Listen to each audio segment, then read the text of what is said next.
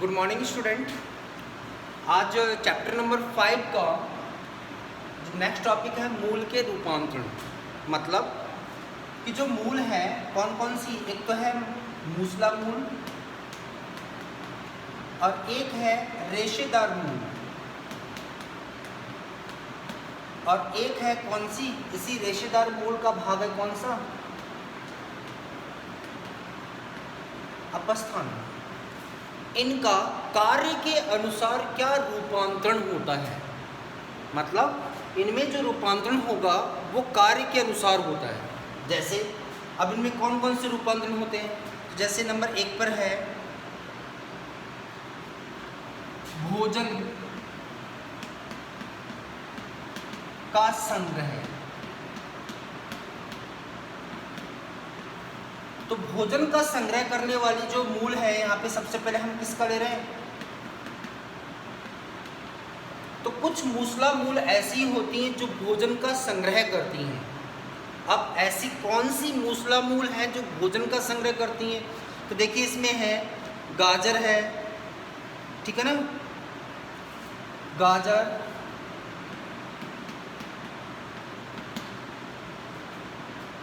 एक है मूली, रेडिश। ये दो मूल ऐसी होती हैं जो भोजन का संग्रह करके और कैसी होती है, मोटी हो जाती हैं। और आपने देखा गाजर और मूली जो होती है उसका हम कौन सा भाग खाते हैं, हम खाते हैं कौन सा भाग, मूसला मूल। क्यों खाते हैं, क्योंकि इसने किसका संग्रह कर लिया, यहाँ पे भोजन का संग्रह कर लिया, ठीक है ना।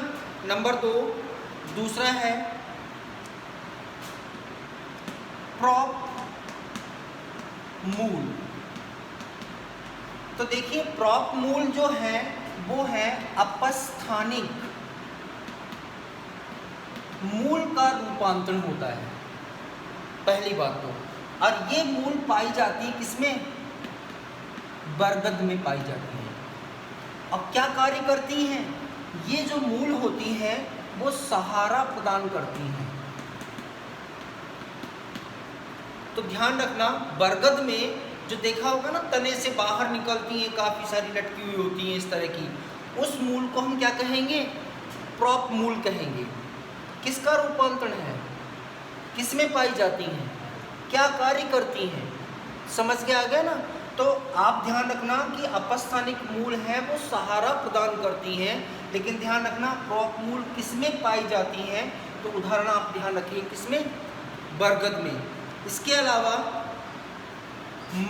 तीसरा है अपस्तंभ मूल।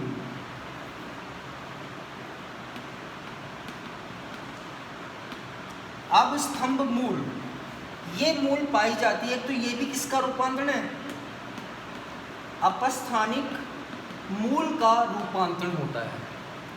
किसमें पाई जाती हैं, ये पाई जाती है मक्का में, और पाई जाती हैं किसमें, मक्का हो गया, और गन्ने में, गन्ने में। तो ध्यान रखना, गन्ने का तना जो होता है ना, उसमें इस तरह से गांठें लगी होती ना, तो इससे भी इस तरह पतली पतली सी जड़ें निकलती है ना, उसे क्या बोलेंगे हम, अपस्तंभ मूल। कार्य क्या होता है इसका भी,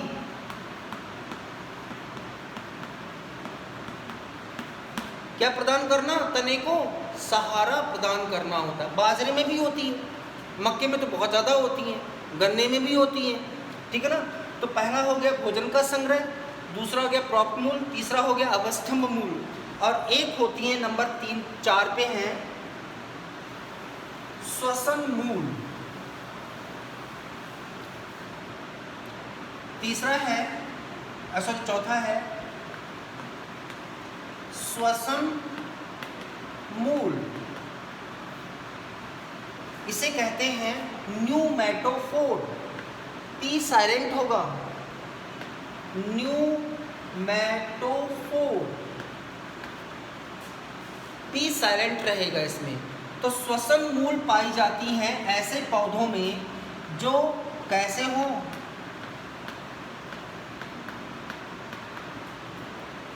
किन पादपों में, दलदली पादपों में। और दलदली पादपों का उदाहरण होता है कौन सा, यहाँ पे दे रखा है राइजोफोरा,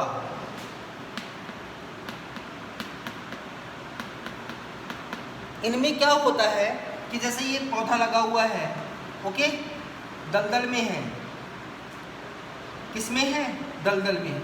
अब दलदल में क्या होता है कि O2 की कमी होती है, दलदल में क्या होता है, O2 की कमी होती है।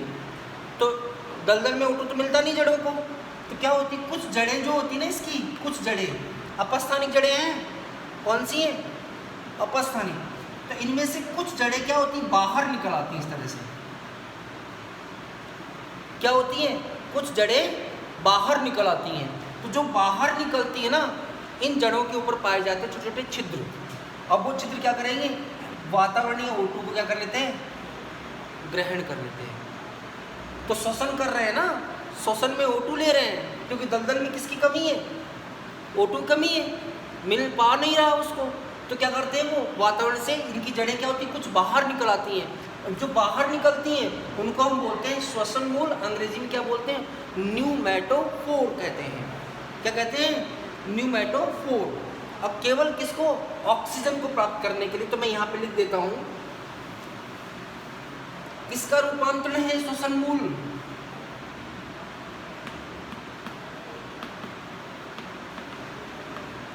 किसका रूपांतरण है, अपस्थानिक मूल का। क्या करते हैं ये,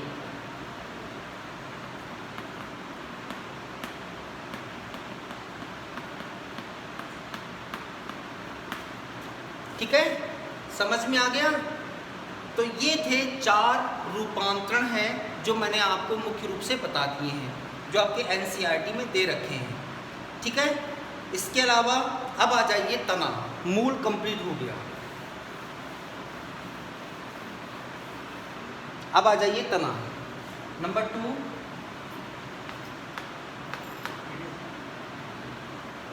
बना लें, दूसरा है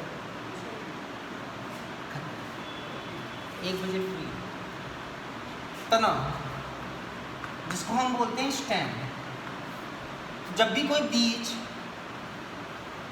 अंकुरित होता है, जब भी कोई बीज अंकुरित होता है तो सबसे पहले बनता है मूलांकुर। क्या बनेगा, मूलांकुर।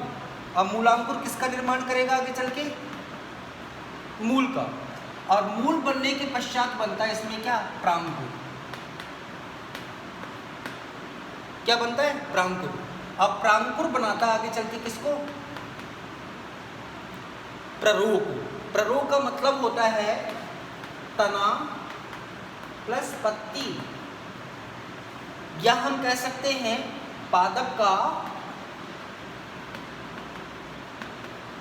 कौन सा भाग, वायवीय भाग, मतलब भूमि से बाहर वाला भाग। तो यहाँ परिभाषा क्या हो जाएगी, तने का, तने की परिभाषा क्या हो जाएगी, प्रांकुर से बनने वाली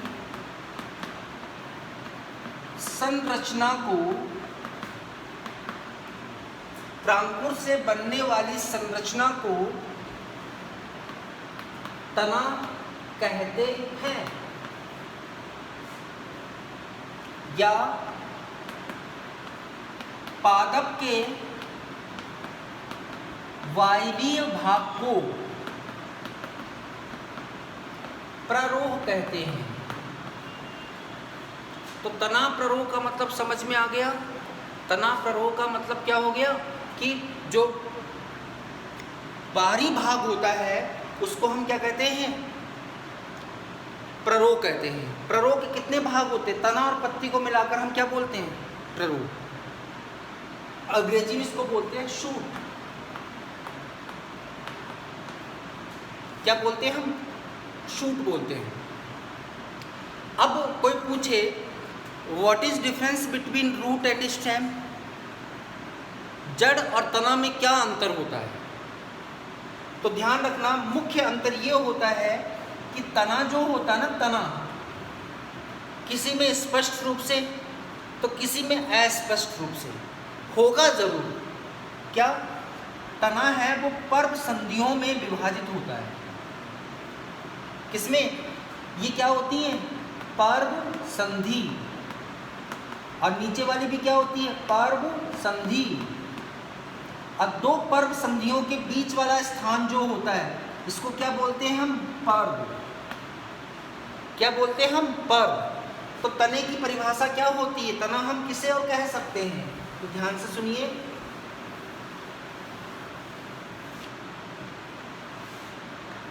तना पर्व तथा पर्व संधि में विभेदित होता है।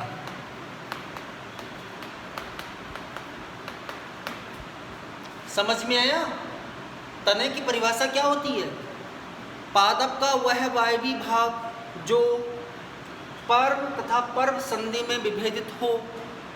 पादप का वह वायवी भाग मतलब जमीन से ऊपर वाला भाग जो किसमें, पर्व व पर्व संधि में, इसको बोलते हैं इंटर नोड और इसको बोलते हैं नोड।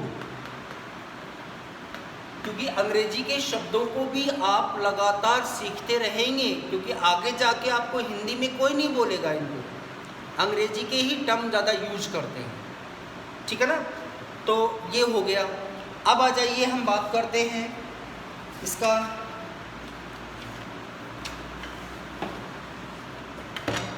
तने का रूपांतरण।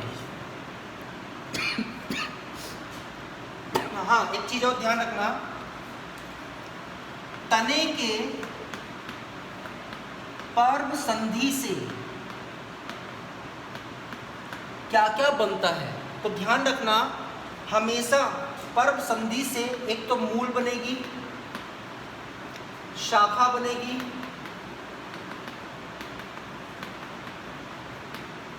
निर्माण होता है। तो ये सबसे इंपॉर्टेंट लाइन है इसकी। मतलब शाखा कहाँ से बनेगी, जहाँ पे पर्व संधि होगी। मूल कहाँ से बनेगा, जहाँ से क्या होगी, पर्व संधि होगी। तो जहाँ पर भी पर्व संधि होगी वहीं से तो जड़ बनेगी और वहीं से क्या बनेगी, शाखा बनती है। अब कहेंगे नीम में आपको तो दिखाई नहीं दे रहा, लेकिन ध्यान रखना नीम में भी, आम में भी पर्व संधि से क्या बनती हैं, शाखाएं बनती हैं। तो मैंने आपको बोला ये स्पष्ट भी हो सकती हैं और अस्पष्ट भी हो सकती हैं, ठीक है ना। अब आ जाइए तने का रूपांतरण।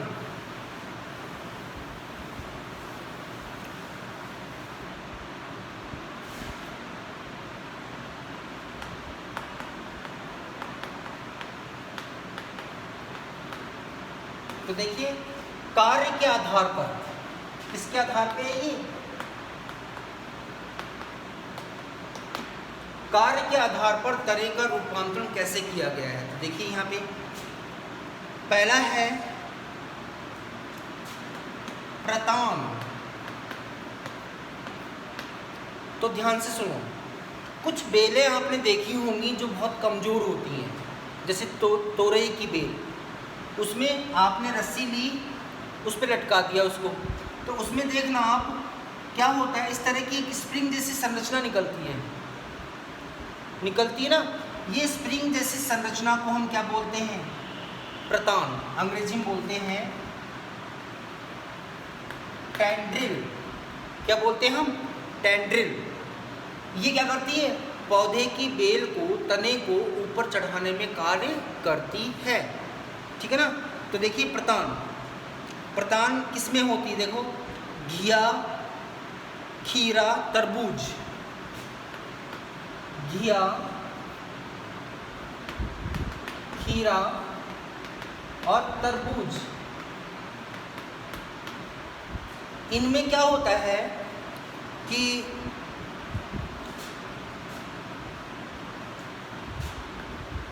तना प्रतान में रूपांतरित हो जाता है। तना किस में रूपांतरित हो गया, प्रतान में रूपांतरित हो जाता है, ठीक है ना। अब आ जाइए दूसरा, तो प्रतान की ऐसी संरचना बना लेना, ऐसी कुंडलित रचना, ठीक है ना। नंबर 2, तो देखिए नंबर 2 है वो मैं आपको अगले वीडियो में करवाऊंगा, ठीक है ना? ओके।